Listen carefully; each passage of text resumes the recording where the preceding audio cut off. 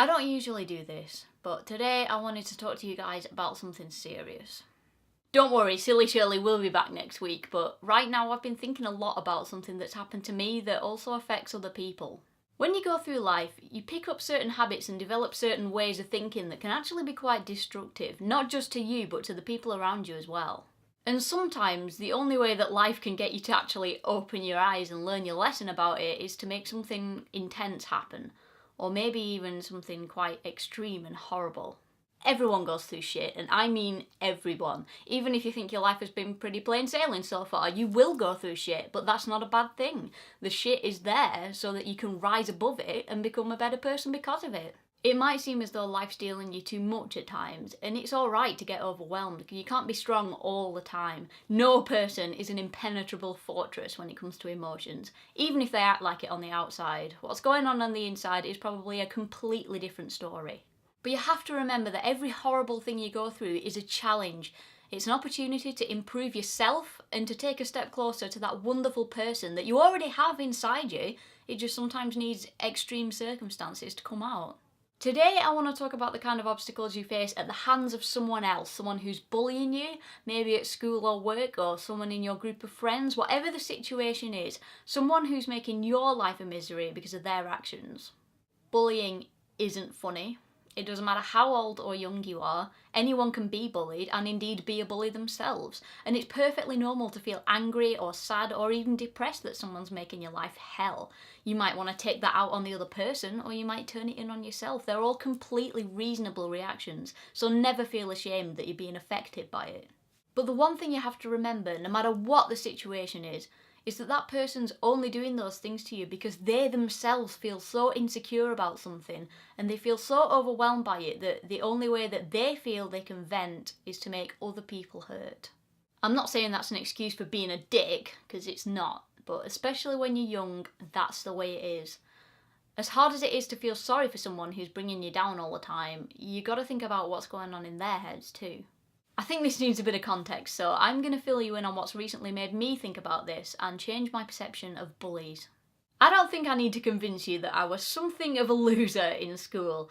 I didn't have any friends and I just used to walk around the school on my own, getting hit in the head by footballs and all sorts of other atrocities that I won't go into. So I was ecstatic when I finally made a friend in year 8, when I moved classes and ended up sat next to this girl called Emma all the time, and we struck up a friendship immediately. We used to do all the typical teenage stuff together. We had sleepovers, we went to gigs, we danced around to McFly in our pants. And then around year 10, so we were about 14, 15, she suddenly changed. I don't know whether it was because she became worried about being perceived as popular or it was family issues at home. I don't know what it was, but all of a sudden she started bullying me. It was so subtle at first, I barely noticed it until I went home and played things through in my head again and realised that certain things she did were at my expense. And it got worse and worse until I just dreaded going to school because I was so scared of what she was going to do next. How she was going to embarrass me or how she was going to provoke the other bullies to turn on me as well. And the worst part of it was, I still wanted to be a friend, and when she was feeling kind, we still had great fun. But then within seconds, she'd just flip and do something horrible, and then come back to school the next day as though nothing had happened. So it wore me down until eventually, in the last year of school, I just snapped. I bitched her out, I said, "You turn into this horrible person, and I don't want to associate with you anymore," and I never hung out with her again. I made new friends, I went to college, and I carried on with my life as though she'd never existed, and we never spoke for nearly 3 years until during my gap year, she started showing up at this club night that me and my friends went to. There was no way that it wasn't going to be immensely awkward after not speaking for nearly 3 years, but she did genuinely try and talk to me a few times, probably with the view to rekindling the friendship. But I was still so annoyed with her for the way she treated me in high school that I just shut her down every time. I wasn't interested in being friends after all the crap that went on. And we went our separate ways again, which was quite unremarkable at the time, but little did I know that it was a huge mistake.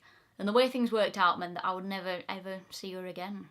In June 2012, I found out that Emma had died.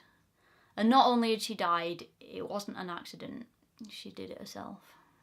I don't think we'll ever really know why, but there must have been something going on in her life that made her feel like it wasn't worth it anymore.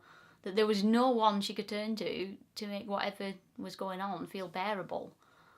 And I have never felt more guilty about anything in my whole life. Your perspective of the world is so much wider when you have hindsight, when you can look back at a situation and go, that's what I should have done, it's so simple. But you just can't see that when you're in the moment. There's no point in feeling guilty about something you can't change, and I accept the fact that even if I had become friends with Emma again for those last couple of years, it probably wouldn't have changed what happened. But it's been plaguing me so much recently that I've realised what a complete and utter fool I've been. What Emma did to me in high school was really rude, and at the time it's perfectly justifiable for me to fall out with her for a bit, but I let that experience turn me so bitter that I held that grudge against her for the rest of the time we knew each other, and it's one of the stupidest things I've ever done. She wasn't the total dick that I built her up in my head to be. She was just an insecure teenager, floundering in the middle of a crisis and just didn't know how to react. And I punished her for that. And the opportunity to forgive and forget came up multiple times during that gap year, and I was still, at 19 years old, too immature to let it go. And I flat out pushed her away when I should have said, hey, let's go for coffee sometime. Now look who's the dick. So the moral of the story is, please, if you value yourself as any kind of human being, don't hold grudges.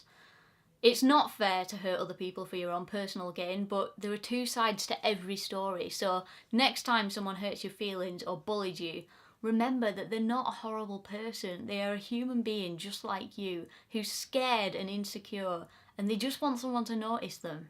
Maybe instead of trying to hurt them back, you could try being the friend. You never know how much you could change someone's life. And that's enough for today. It did get pretty heavy. Normal service will resume next week. But think about what I said. And if somehow Emma could hear this, then I'm so sorry. But you did teach me an important lesson. So thanks.